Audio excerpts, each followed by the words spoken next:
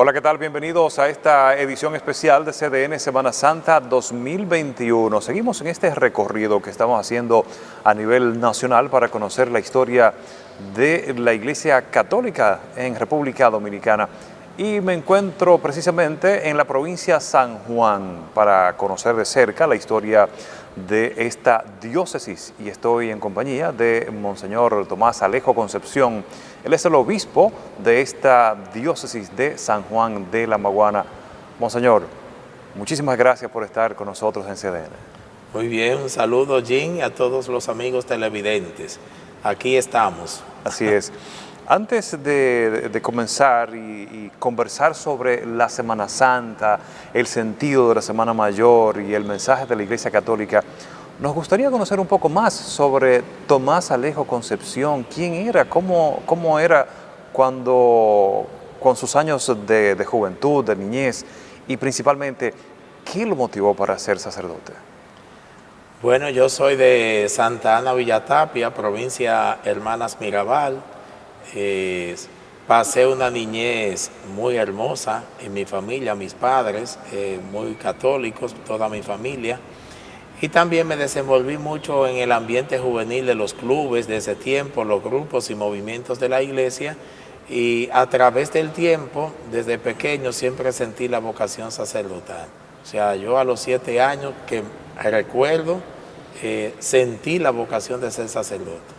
Y después comencé la escuela y yendo a la escuela y participando de la vida de la iglesia, y en ese tiempo también que se vivía una vida sana, no había todo lo que hay ahora, pues se desarrollaba uno mejor, en ese sentido vocacional.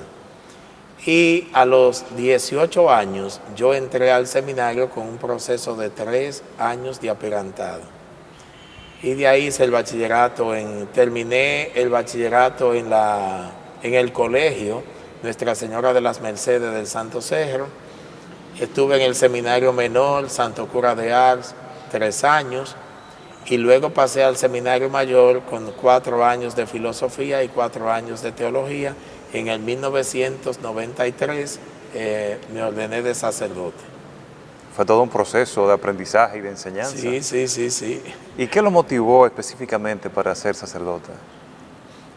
Bueno, la motivación, yo puedo decir que en el caso mío, como la elección es una cosa por parte de Dios, que es una vocación divina, pero si uno se cría en un ambiente cristiano y en una comunidad cristiana, llámese la capilla o la parroquia, pues trabajando en los clubes juveniles, en la pastoral juvenil y en los grupos apostólicos de la iglesia, entonces uno se da cuenta ahí, va discerniendo cuál es su espíritu de servicio, se va descubriendo uno quién es, qué Dios quiere de uno, y en ese ambiente fue que yo descubrí que tenía mi vocación sacerdotal. Sobre todo, no por una causa ni de pobres ni de ricos, sino por una elección divina por parte de Dios. O sea, para mí la vocación no es por una cosa, sino que es una consagración a Dios, porque Dios me llamó a eso. Y desde la consagración, entonces darle un servicio a la comunidad cristiana. ¿Cómo ha sido el cambio de la sociedad de ese tiempo a la sociedad actual, de acuerdo a su visión? Bueno, te puedo decir que el cambio ha sido progresivo, tanto a nivel de etapas, pero también a nivel de mejoramiento de vida, de conocimiento de la gente, los estudios, la ciencia, la calidad de vida, las relaciones humanas han cambiado. Sí. Todo ha sido el 90% de bien.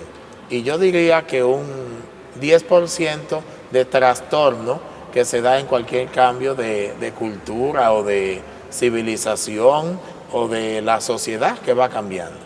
Precisamente la misma sociedad que solamente enfoca todos los medios de comunicación al ámbito negativo. Sí.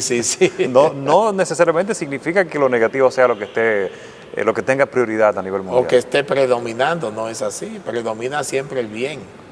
Así es. Sí.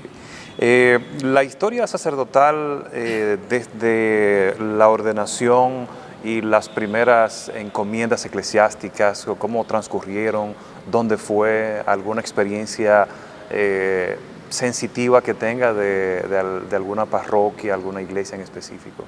Sí, mira, yo terminé los estudios en el seminario en el 1992. Coincidió con la cuarta conferencia del Episcopado Latinoamericano, el término de mis estudios. En ese tiempo vino el Papa Juan Pablo II. Sí, lo recuerdo. Y tuve una una distinción y una gran alegría, porque yo fui el acólito del Papa, que hoy es santo. Oh, ya, Sí. perfecto. Hay que buscar ese video. Sí, sí. Yo fui el acólito del Papa en las 3 misas que celebró en el seminario, en la catedral y en la canonización de San Ezequiel Moreno allá en el Faro Colón. Y entonces ahí en ese mismo año, o al año siguiente, en el 93, el 7 de agosto se me ordenó de sacerdote en la Catedral de La Vega por Monseñor Antonio Camilo González, que fue el obispo que fue nombrado por Juan Pablo II. Posterior a Monseñor Antonio Flores. Sí, posterior a Monseñor Juan Antonio, que fue el que lo sustituyó. Sí. Incluso el nombramiento de Monseñor Camilo lo hizo el mismo Juan Pablo II en la Catedral de Santo Domingo, y yo era el que estaba sujetando el libro al Papa, de tal manera que me tocó esa bendición. Y fui el primer sacerdote que Monseñor Camilo ordenó de diocesano, porque el primero fue un carmelita que él ordenó, pero de la diócesis a mí fue el primero. Mi primer destino fue a la parroquia Nuestra Señora de Fátima de Bonao. Y habían 3 parroquias, Santo Tomás de Aquino, San Pedro y San Pablo, y Nuestra Señora de Fátima, que es la principal. Y estaba el padre Almonte de párroco, Francisco Almonte, sí, que está en el obispado, vive todavía. Y llevábamos las 3 parroquias. Yo duré 1 año y 6 meses. Y de ahí me trasladaron a Jarabacoa con Monseñor Felipe Bello. Habían 56 comunidades allá, y estábamos los 2 solos.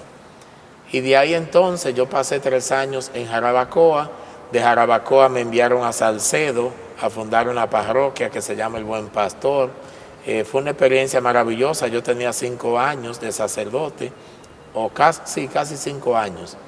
Y esa parroquia fue nueva, sin casa, sin vehículo, sin templo, sin nada.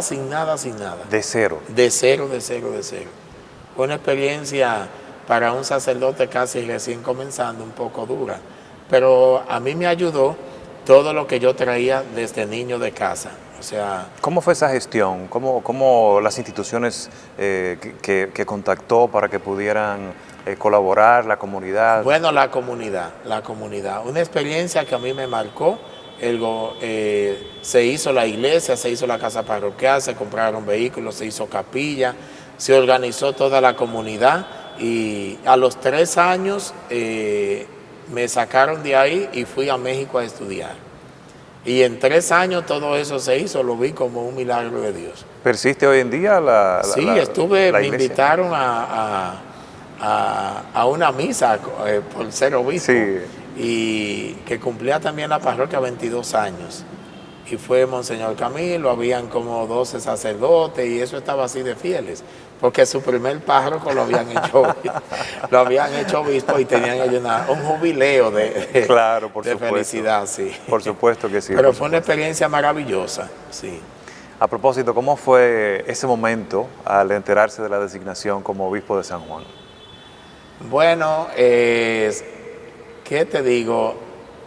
Para mí fue como, o sea, en mi vida yo lo que he querido es ser un simple cristiano y de sacerdote, porque siento la vocación. O sea, nunca he tenido la aspiración de cargos ni de servicio más que el normal en la iglesia. Siempre vi que los sacerdotes y compañeros, y algunos obispos también, gente que me conocen, monjas, padres, y eso, me decían que rezaban y que veían que yo tenía esa virtud o esa cualidad para ser obispo, pero yo nunca he sentido eso, nunca he sentido nada de eso. Incluso la alegría mía siempre es ser cristiano y sacerdote, de eso sí te aseguro el 100%. Y cuando me llamaron para para me llamó el nuncio para comunicarme la alegría del Santo Padre. Te digo que fue sorpresa y no lo fue, porque ya muchos me decían que si me llamaba, algunos me decían, si te llaman no diga que no, mírate, creo que tú tienes cualidades, se oye, se dice, pero yo nunca le hago caso. Incluso una vez me dijo uno y yo le dije que le dijera que dijera que no, que yo no me interesaba ese servicio, si era por mí. Y cuando el nuncio me llamó, pues hablándome y diciéndome de todo, la obediencia al Papa, el designio de Dios, pues entonces al final, pues dije que sí, que yo lo asumía. Pero cuando yo estaba con Fausto juntos en La Vega trabajando, que hablábamos de todas estas cosas, yo decía, pero mira, eso de ir al sur, a mí me dan una diócesis allá y me dejan aquí de párroco y me quedo de párroco aquí. Porque cuando uno va bajando la cuesta esa, la bajada que hay en Asua, uno ve que esto es otro mundo. Otro mundo. Otro mundo, siendo un país muy pequeño. Bueno, y entonces, lo primero cuando el nuncio me dijo eso, yo dije, ay Dios mío, ¿dónde me van a enterrar? En San Juan. Y eso, ¿dónde me iban a enterrar? Oye, tiene una cosa, una tontería, porque yo tengo mi nicho allá en Villa Tapia y siempre tengo eso bien preparadito para mi entierro. La morada final. La morada final. Es una tontería, pero en mí hay toda una espiritualidad de preparación hacia la Pascua. Sí. Un gran simbolismo. Sí. Sí, así es. Cuando llegó a San Juan de la Maguana, ¿cómo encuentra a la comunidad? ¿Cómo encuentra a la diócesis? ¿Cómo encuentra a la feligresía? Bueno, cuando llegué aquí totalmente desconocía esto, no tenía ninguna relación de conocimiento, aunque sí de pasada en algunas ocasiones, pero ya como de turismo, pero de conocimiento interno ninguno. Cuando he llegado aquí he visto que ha sido un proceso de la iglesia. Tú sabes que, no sé si lo sabes, es una forma de decir, pero el evangelio en este país llegó por el norte. Sí. Los primeros bautizos se hicieron en La Vega, la primera misa en Puerto Plata, fueron los primeros asentamientos de vida cristiana, fue en el norte, en el Cibao. Entonces, históricamente, por el sur no entró de una vez la evangelización. Entonces, eso significa también que ha habido cierto retraso en cuanto a evangelización se refiere. Por eso, el clero todavía no es suficiente, la iglesia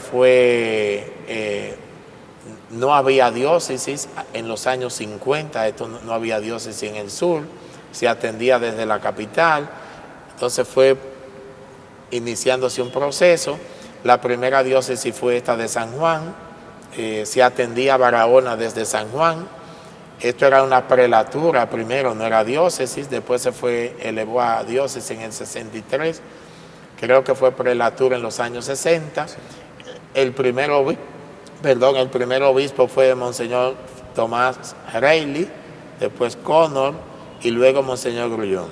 Entonces tú te puedes imaginar el panorama de carretera, caminos, la poca parroquia que habían, que eran 3 o 4, y fue estructurándose. Pero sí te puedo decir, por lo que ya conozco, que esos primeros obispos y esos primeros misioneros que vinieron aquí fueron héroes y mártires en la fe. Porque hacer toda esta estructura que hoy tenemos diocesana amerita un proceso, un sacrificio de todos esos misioneros que vinieron aquí, que no eran dominicanos y que dieron su vida y hasta su cuerpo está enterrado aquí. Es decir, el amor que Dios puso en esa gente para esta tierra es incalculable. Yo pienso que la diócesis debiera tener o hacer un museo recordando la vida y la historia de esos misioneros. Y Monseñor Grullón, que le ha dado como la pertenencia y la dominicanidad a la estructura diocesana. Él la ha llevado a tener un clero, seminario. Hay 35 parroquias, hay más misioneros, hay más religiosas de que cuando se comenzó. Entonces la iglesia es una continuidad. Tomás Reilly hizo lo suyo, puso la base. Monseñor Connor pues la fue más elevando en su proceso, y creo que Monseñor Grullón le dio el impulso. Entonces, en este caso, ahora a Tomás le toca llevarla a plenitud de esta generación, por supuesto, hasta que comience la otra, que vienen otras necesidades que se suplen por generaciones. Pero he encontrado una iglesia bella, dinámica, un clero responsable, un obispo que se entregó, se mató por esta iglesia, Monseñor Grullón, igual que los demás, con los sacerdotes y los religiosos y las religiosas y los diáconos, porque no solo es el obispo el que trabaja, es el cuerpo completo. El obispo coordina, pero hay una iglesia entre los laicos, sacerdotes, religiosas y diáconos, que son los que llevan también la iglesia. Monseñor, ¿es difícil hoy en día anunciar el Evangelio? Yo pienso que es más fácil que antes. Ahora la sociedad de hoy, igual que la de ayer, lo que necesita es el testimonio y la coherencia de lo que se anuncia. Ni es más ni es menos difícil. Por ejemplo, tenemos muchos medios de comunicación, tenemos aviones, tenemos de todo, pero eso no es eficaz si no tiene la coherencia, el testimonio del que lleva el mensaje. Y creo que el desafío de hoy, tú que sabes que está en el medio, en la prensa, sabes que hay una debilidad en el testimonio. Sí. Debido a la situación que vive la sociedad, y como la iglesia es parte también de la sociedad, se ve afectada por esa situación. Pero el Evangelio es ¿cómo te digo? Es el poder transformador de la sociedad.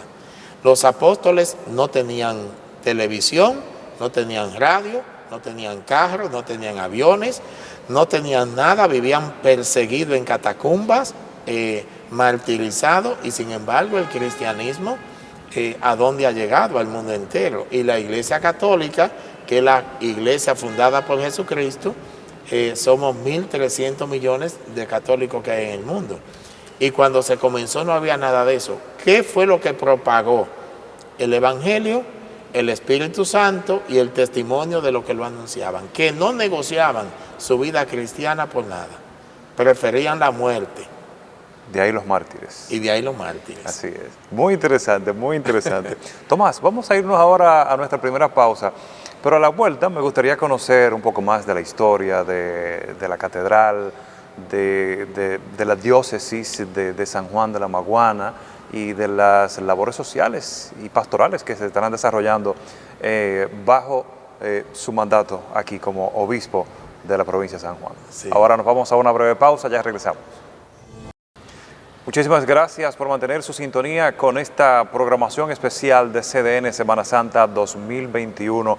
Me encuentro en la Catedral San Juan Bautista, en la provincia de San Juan, y estoy conversando con Monseñor Tomás Alejo Concepción, obispo de esta diócesis, con quien desarrollamos una temática muy interesante, una conversación a fondo sobre la fe en esta Semana Mayor.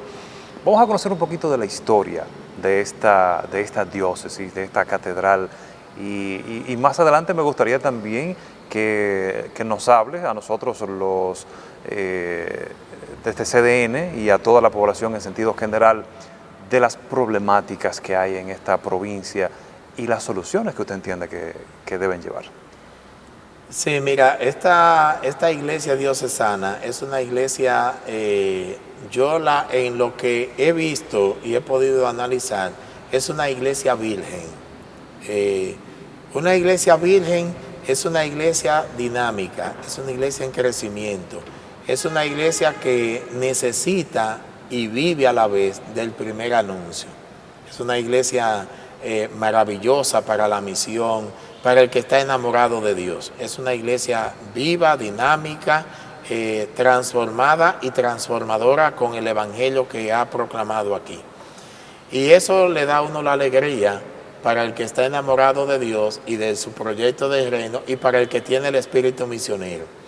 Entonces, aquí hay 35, 34 parroquias, tenemos, creo que son 35 sacerdotes, entre religiosos y diocesanos. Tenemos también el seminario menor, tenemos 35 escuelas católicas que la dirige la iglesia, que creo que es la diócesis que más centros educativos, que sepa yo, así que dirige como obispado. Monseñor Grullón hizo un esfuerzo muy grande debido a la carencia a nivel educativo que ha tenido la región, y como pastor se ha esmerado y comenzó por la educación, que es una parte sumamente importante para el crecimiento, no solo social, sino de los cristianos, sí. Porque si un cristiano no sabe ni leer la Biblia, imagínate tú. Entonces, esa red de escuelas católicas que tenemos aquí, también tenemos un proyecto, una fundación que se llama Fundacé, que para hacer puentes, caminos, casas a los pobres, muchas instituciones que colaboran. Esa no es la tarea de la iglesia. La tarea de la iglesia ni es llevar educación, ni es hacer casa, ni puente, ni nada. Es una tarea del Estado. Pero como el Estado no cumple con la misión de sus ciudadanos, los pastores tenemos que suplir lo que el Estado no hace, aunque después nos cagan a palo. Porque, por ejemplo, aquí hay situaciones que el obispo antiguo, por resolver el problema, entonces algunas autoridades nos ven como si fuéramos interesados en sustituirlo a ellos, y no es así. Hay que tener claro que la iglesia siempre pone su granito de arena donde el Estado no llega, sea por la razón que sea. Entonces, como institución de servicio, el Estado, yo diría que debiera de tener, el presidente de la República debiera tener a San Juan en la niña de sus ojos por el trabajo que la iglesia ha hecho aquí, sin recibir casi recursos del Estado, por lo que yo he visto ahora.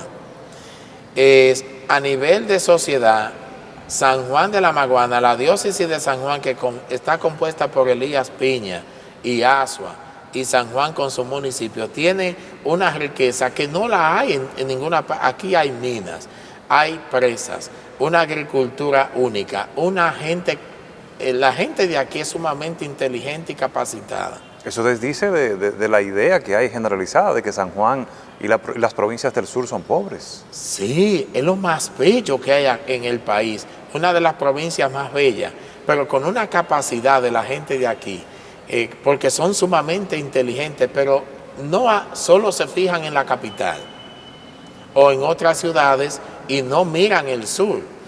Por ejemplo, está bien que hay que hacer muchos trenes. ¿Por qué hay que hacer muchos trenes en la capital? Porque la gente de las provincias se mudan allá y siempre van a tener el mismo problema. ¿Por qué no hacen industrias aquí o facilitan que en los campos se le hagan las carreteras? ¿Por qué no desarrollan a Hondo Valle, que es un municipio tan bello y hermoso como Constanza, que tiene un clima, tiene agua, tiene un paisaje y tiene las tierras que se pueden cultivar todas las hortalizas? Y sin embargo eso tiene 50 años de atraso. Aquí tiene a nivel turístico, fue donde murió Ramón Matías Mellas. Sin embargo, aquí no hay nada de eso, no hay una oficina de turismo. Está allí el Corral de los Indios, que se debiera de hacer un museo viviente para que los niños de las escuelas, los turistas, aquí tenemos presas, aquí tenemos unos paisajes maravillosos, unas montañas, unos ríos maravillosos. Sin embargo, el Estado y los gobiernos, excepto algunos que hay que felicitar, que en los tiempos de los gobiernos del PLD, hay que decir que han hecho muchas carreteras, pero todavía son insuficientes. Entonces me parece a mí como que aquí no hay un hogar de ancianos grande, no ha habido un cuidado por eso tampoco. Entonces los obispos anteriores con los sacerdotes han trabajado inmensamente, pero a ellos no les llegan los impuestos del Estado, y pidiendo a instituciones y arañando es que pueden mitigar un poco la necesidad de la población. Pero si a San Juan de la Maguana y a Asua y a Elías Piñas la desarrollan a nivel turístico, el ecoturismo. Aquí tenemos esos ríos maravillosos, unas montañas maravillosas con unos ríos, unos paisajes, que se puede hacer hoteles ecoturísticos. Me ha llamado la atención de que aquí no hay oficinas del Ministerio de Turismo. Que yo la conozca, ¿no? En lo que tengo aquí. Pues pienso que se debiera de tener más en cuenta la provincia de San Juan de la Maguana, porque tiene un calendario histórico de los padres de la patria, como fue Francisco de Rosario Sánchez, que murió aquí, y tenemos también en este parque un pequeño monumento, y no debiera de ser eso, debiera de ser una cosa más grandiosa que dé pie a un turismo histórico de la República Dominicana, y también donde lo tomaron preso, que fue allá en Hondo Valle, y que debiera de tener también un prestigio eso. Pienso que eso es la debilidad de la nación. Como ciudadanos somos débiles, como patria, como institución, como patria y como nación. Porque si eso fuera fuerte, ese monumento debiera de ser otra cosa. Y que el Estado dominicano en sus gobiernos debieran de prestar más atención a esta provincia debido a la riqueza histórica patriótica que tiene, y también a la riqueza natural que tiene, y sobre todo a la riqueza de la gente. Conociendo la provincia de San Juan de la Maguana, me doy cuenta que la riqueza patriótica que tiene, histórica, la riqueza cultural, la riqueza ecológica, la riqueza de los recursos naturales que tiene a nivel comestible, los ríos, las montañas, pero también la riqueza de su gente, que es lo más importante. Una de la población más educada, que conserva esa formalidad y esa educación. Yo pienso que lo he visto aquí en San Juan de la Maguana. La gente son muy educada.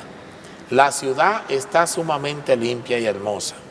Y me doy cuenta en el público, en la misa, cómo la gente es muy educada, respetuosa. Y uno, conociendo otros ambientes, se da cuenta más de eso, no por comparación, sino más bien por distinción.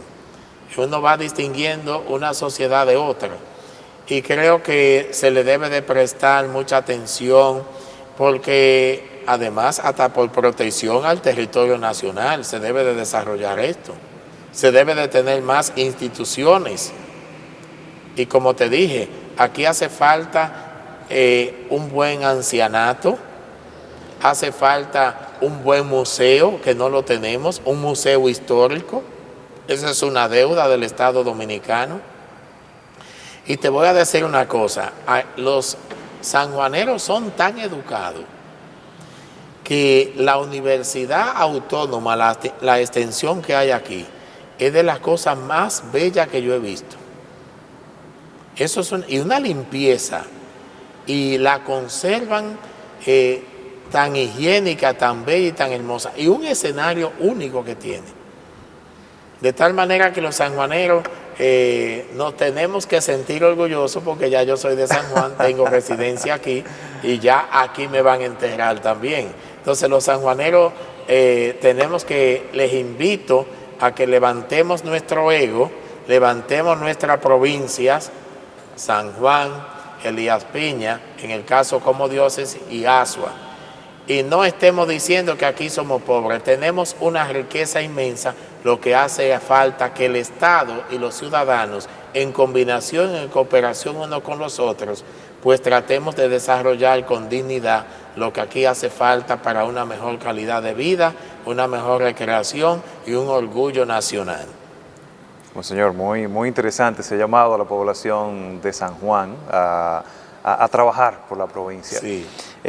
Estamos en medio de la pandemia, todavía no se ha declarado un final de este gran proceso que ha llevado al planeta a aislarse, a una cuarentena prácticamente extendida. Sí. ¿Cuál ha sido la experiencia desde la Iglesia Católica Dominicana y desde que fue nombrado en esta diócesis también? ¿Cómo ha sido el proceso? Bueno, yo pienso que la Iglesia, por razones espirituales y por una formación humana, creo que ha sido una de las instituciones, una de las que ha respondido al llamado del Estado dominicano, del gobierno dominicano en el manejo de la pandemia y ha colaborado mucho con todas sus instituciones a paliar las necesidades de los ciudadanos. La Iglesia ha llamado a todos los católicos a guardar el protocolo, a cuidarse, incluso cosa única en la historia que tenemos de siglos, de no celebrar ni siquiera la misa en el Tríodo Pascual, que es lo más sagrado que tiene la Iglesia, de no celebrar misa en ningún día desde el año pasado. Estábamos así, encerrados todos, y también haciéndole la caridad, repartiendo alimentos, medicina, con todo el cuidado, paliando la necesidad de la población y dando también las orientaciones humanas y sanitarias y espirituales que como cabeza o responsable de las comunidades cristianas y de toda la población, pues pienso que ha tenido un buen desenvolvimiento la Iglesia y ha colaborado con el Estado. ¿Qué enseñanza nos trae esta pandemia a nivel global? Bien, yo pienso que esa es una opinión personal mía, Sí. en visto a una reflexión antropológica, psicológica y humana y espiritual del hombre. Yo pienso que la sociedad necesita releer un poco su vida, hacer una reflexión y ver por dónde va. Yo creo que hay un exceso en todos los órdenes de la vida humana. Y creo que este virus, esta pandemia, tiene que llevarnos a una reflexión de que el hombre se quedó desarmado. No le ha valido el dinero, ni el poder, ni la fama, ni nada de eso. Entonces, como que el hombre se sintió débil, indefenso, o que todavía lo es. Todavía se debe de sentir así. Y debe de llamar a reflexión al hombre que eso ha sido por un exceso en el extremo de la libertad, que se ha convertido en un libertinaje. Y este mundo que tenemos es un mundo que va en contra de Dios y de los principios de Dios y de los principios de la naturaleza humana, que son de Dios, por supuesto. Entonces, si tú ves eso de la legalización de todo, que va en contra de la misma naturaleza humana, porque eso no es cuestión de sentimiento, hay que llevar al hombre al pensamiento y a la razón, para que en base al pensamiento, a la razón, busque la verdad y actúe en la verdad, no bajo sentimientos. Entonces, ponte tú que el hombre se está destruyendo, comenzando por lo del aborto. En el aborto es una desconsideración a la misma vida humana. La Iglesia no defiende el aborto porque se está matando simple un niño, sino por la idea o la concepción que se quiere tener de la vida humana. Entonces, ¿qué pasa? Vamos a matar a los niños porque el gobierno, los gobiernos o los grupos no son ninguno defensores ni de la vida ni del aborto, son gente patrocinada por una filosofía o de una filosofía de vida o de una ideología de la vida que científicos y el mundo materializado, llámese el mundo del dinero, pues que controla a todas las sociedades, pues van implementando estrategias de cómo manejar la sociedad. Entonces pagan a toda esta gente que sean estudiosos, sean ignorantes, pagan y lo ponen al frente para que defiendan eso, que ni ellos mismos saben lo que están atacando ni defendiendo. Entonces, si tú te pones a pensar, defender el aborto, no es el aborto como tal, es una concepción de la vida de que el hombre te es útil o no es útil hasta que llega un momento determinado y se te puede matar. Entonces, comenzamos con el aborto. Los hijos, los padres matan a los hijos y después viene el camino de la eutanasia. Papá y mamá ya están viejos, están enfermos, son un estorbo y se mete una ideología que son inservibles los ancianos. Y ahí viene el término de la eutanasia. Vamos a matar. Y tú ves que el Papa Francisco ha llamado la sociedad del descarte, que de lo que tú ya materialmente no me es útil, no sirve y te mandamos al zafacón, te matamos. Entonces la iglesia, que es defensora de la vida por su propia naturaleza, es decir, de la vida humana todos queremos vivir. El instinto de la vida es grande en la naturaleza humana. Entonces la iglesia, antropológicamente hablando, defiende a la naturaleza humana. Y ya como principio de Dios, que fue que la creó, pues con más razón la defiende. O sea, no solo defiende al hombre por ser hombre, lo defiende por ser hombre en su naturaleza humana y lo defiende como principio de Dios que le dio la creación al hombre. Partiendo de esto, entonces, tanto la vida como la familia está bajo un riesgo permanente. Es la humanidad la que está en riesgo, porque la iglesia nunca ha condenado el aborto natural. Nuestras madres, todas en algún momento abortaron de una manera involuntaria. Y sin embargo, el amor a la vida era tan grande que hasta esos abortos que fueron involuntarios o que lo son todavía, las verdaderas madres lo sienten. Sin embargo, independientemente de religión o de fe o de teología, porque la gente que son pagadas para que defiendan el aborto, le ponen la excusa que es religión, porque la iglesia no defiende la vida por religión, la defiende antropológicamente, humanamente hablando, defiende el valor de la vida en sí misma. La vida no es defendible por conceptos religiosos. La vida tiene que ser defendida en sí misma. Ahora nosotros como creyentes, como personas de Dios que hemos recibido la revelación divina, sabemos y creemos por ciencia y por fe que la naturaleza humana ha sido creada por Dios. Y la defendemos, la vida, desde el plano meramente humano, para los que no son cristianos, pero la defendemos desde el plano también divino de Dios.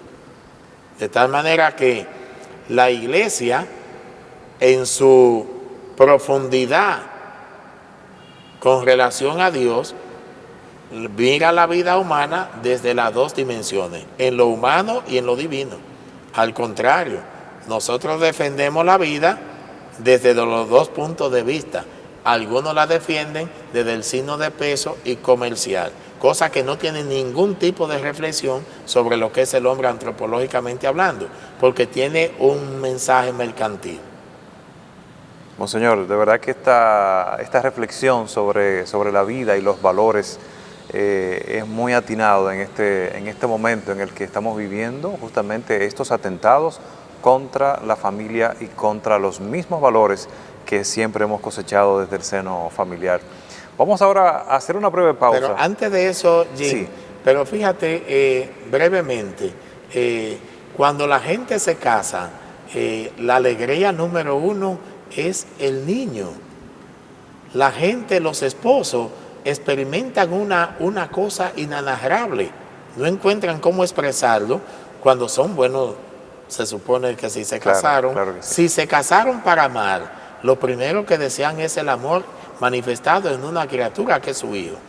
Entonces ese niño es lo que le produce a los esposos la ternura, el amor, la entrega, porque ahí hay una vida. Y qué bueno que se defina también el concepto de familia y lo que es la familia. Claro que sí, por supuesto que sí. Y ahora nos vamos a una breve pausa, pero a la vuelta vamos a hablar de la Semana Santa. Ya regresamos en esta entrevista especial. Seguimos en esta entrevista especial con el señor Tomás Alejo Concepción, obispo de la diócesis de San Juan. Ya vamos a llegar al final de esta entrevista especial, pero me gustaría que conversemos sobre la Semana Santa, el verdadero significado de la Semana Mayor. Bueno, la Semana Santa es el culmen de una etapa de la vida de Jesús que los cristianos seguimos. Comienza con la Cuaresma, que es la preparación a la Semana Santa. La Cuaresma son los 40 días que Jesús se fue a prepararse al desierto con ayuno, oración y abstinencia para poder matar el veneno del pecado, la muerte y al demonio. Y se fue a preparar para eso. Entonces termina esa Cuaresma con la Semana Santa, que es pasión, muerte y resurrección, y que comienza con el Domingo de Ramos. terminada el Domingo de Ramos, que comienza la pasión de Jesús, entonces hay 3 días que son intensos y fuertes para los cristianos, que es la celebración del Triduo Pascual, que Cristo muere y resucita por nuestra salvación. El Triduo Pascual comienza con el Jueves Santo. El Jueves Santo, que es el día del sacerdocio y de la institución de la Eucaristía. 2 sacramentos que se hacen vida para la iglesia: la institución del sacerdocio y la institución de la Eucaristía. El obispo de cada diócesis, junto con los sacerdotes y los fieles, se reúnen en la catedral para renovar las promesas sacerdotales y recordar aquel momento tan sagrado y tan grande en que Cristo da su propio sacerdocio, se entrega en su sacerdocio y se lo da a la iglesia y lo perpetúa en la iglesia para seguir ejerciendo su sacerdocio para la salvación de la humanidad. Y la Eucaristía, que se celebra ya en la noche, la institución de la Eucaristía, que es el Jueves Santo, entonces se celebra la Eucaristía con la comunidad cristiana en cada parroquia, en cada capilla, en cada comunidad. Y luego el viernes, el Jueves Santo, se continúa en la adoración eucarística con el monumento. Y luego el Viernes Santo la iglesia guarda el silencio. Toda la mañana los católicos cristianos están visitando las iglesias en oración, en ayuno, y tú ves que todas las iglesias se llenan de gente que sale y entra adorando el monumento donde Jesús está en la Eucaristía. Y después se termina a las 3 de la tarde con la celebración de la palabra. Eso es el Viernes Santo. El Viernes Santo no se celebra la misa, solo se proclama la palabra, se celebra la palabra y se da la comunión y se hace el Vía Crucis, y la iglesia permanece en silencio hasta el sábado, que sigue en silencio todo el día, hasta el sábado en la noche, que es la vigilia pascual. Es la misa de las misas, es la cosa más grande que los cristianos celebran. Las iglesias se repletan, va más gente a la iglesia que a la playa, no como los medios de comunicación, solo presentan a la gente en la playa y presentan a veces algunas iglesias que quizás no están, 2 o 3 iglesias, pero no presentan la multitud de gente que va ahí con la alegría y el gozo y la fe que Cristo ha resucitado. Celebramos la resurrección del Señor. La resurrección del Señor no es que resucitó un cuerpo solo, es la iglesia la que resucita, es la humanidad la que resucita con Cristo, y por eso los cristianos nos alegramos. Terminamos felices. Nadie sale muerto de la iglesia, nadie sale intoxicado de la iglesia, nadie sale completo de la iglesia, sino que se sale alegre y gozoso porque Cristo ha muerto y ha resucitado para nuestra salvación. Tomás, precisamente quería conversar sobre eso mismo, de cómo ha cambiado la concepción de la población respecto a la Semana Santa y a las tradiciones que se habían desarrollado en República Dominicana. Fíjate, yo pienso que la iglesia sigue la misma fe, la fe no cambia, las tradiciones pueden cambiar. Yo pienso que hace 1000 años no era lo mismo que ahora, pero la iglesia sigue igual, el evangelio no cambia, la vida de los cristianos no cambia. Entonces, ¿qué es lo que ha pasado? Debido a la modernidad, a los avances de la sociedad, a los estilos de vida que hemos adquirido, quizá ha variado un poco. Y se han quitado cosas que la iglesia nunca la ha enseñado oficialmente en las tradiciones bíblicas y en las tradiciones cristianas. Por ejemplo, el no irse a bañar el Viernes Santo. La iglesia nunca ha enseñado a eso, porque hay que bañarse. ¿De dónde habrá salido eso? Bueno, la gente, para tener una rigurosidad del sacrificio, debido a que contemplaban los cristianos lo que era la muerte de nuestro Dios, de nuestro Mesías y Salvador, se exhibían, según la tradición también bíblica, los judíos el sábado no hacían nada. Entonces creo que un poco se ha pegado del cristianismo, de la tradición judía, que un día tan santo, tan sagrado como el Viernes Santo, entonces los cristianos no se podía ni cocinar ni nada. Cuando yo estaba pequeño o mis padres estaban pequeños, no se hacía nada. Todo se guardaba el día anterior. Entonces, debido a la sacralidad de ese día tan grande en que murió nuestro Señor. Y creo que eso viene también un poco de la tradición judía, que el sábado no se hace nada porque es sagrado. Pero no es una enseñanza tampoco de la iglesia, porque tú tienes que trabajar, tienes que hacer tus oficios, tu comida, pero no le quita la sacralidad a la Semana Santa. Ahora, yo pienso que los cristianos, irse a los ríos y a la playa en un momento tan sagrado, en una reflexión tan grande, de meditar la pasión y muerte de nuestro Señor Jesucristo por tu salvación, no creo que sea de cristiano irse a desnudar a una playa, a beber y a paganizarse su vida. No creo que eso sea de cristiano, porque hay tiempo para todo. La Biblia dice que hay tiempo para todo. En el verano se puede ir a la playa, pero yo pienso que eso también tiene una connotación espiritualmente muy mala. No viene eso de Dios, ni es parte tampoco sano. Precisamente coger los días sagrados para emborracharse, beber, desnudarse en la playa, andar con toda la cosa, habiendo otro momento, me parece que es una cosa de profanación. Un mensaje final para el pueblo de San Juan. Bueno, al pueblo de San Juan, que particularmente yo estoy muy feliz de integrarme a esta iglesia local, parte de este presbiterio, parte de esta sociedad, y que estoy disponible para colaborar como obispo, como cristiano, como ciudadano de aquí, en todo lo que yo pueda hacer y que a ellos les parezca bien que yo participe. Tenemos que, ¿qué te digo?, abrir nuestros corazones, abrir la puerta también para los que quieren venir a invertir aquí, para los que quieran venir a vivir aquí, para los que quieran venir a colaborar con San Juan, abrirle la puerta y el corazón a las inversiones, a que la ciudad crezca, a que se desarrolle, al turismo, a empresas que vengan a invertir, a los supermercados que quieran integrarse aquí. Pues pienso que es una cosa maravillosa para que San Juan sea una gran metrópoli del sur, y que esto también cambie el rostro y que no se sienta nadie que... Es más, yo te digo a ti que en Brasil el sur es que es rico, no es el norte.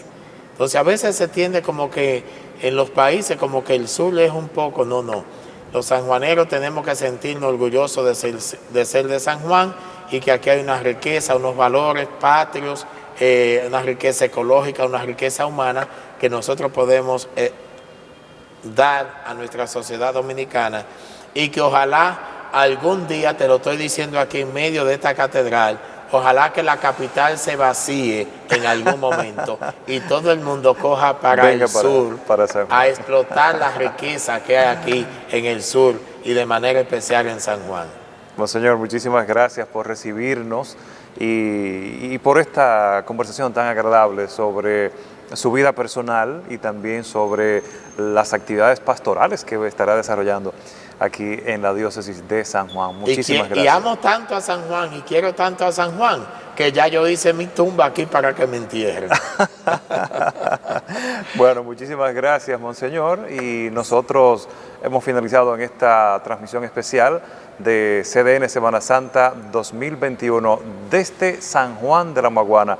Muchísimas gracias por estar con nosotros. Gracias a ti, Jim, gracias CDN, que es un canal de todas las parroquias y de todos los sacerdotes, que a la hora de las 12 ponemos la noticia, comiendo, vemos la noticia de CNN, que es un canal muy visto en todo el país. Y precisamente el eslogan, el canal de noticias de los dominicanos. De los dominicanos. Así mismo. A ti te conocí yo cuando estaba pequeño en la televisión y ahora tengo el gusto de conocerte personalmente. Es un chiste. Muchas gracias, Monseñor.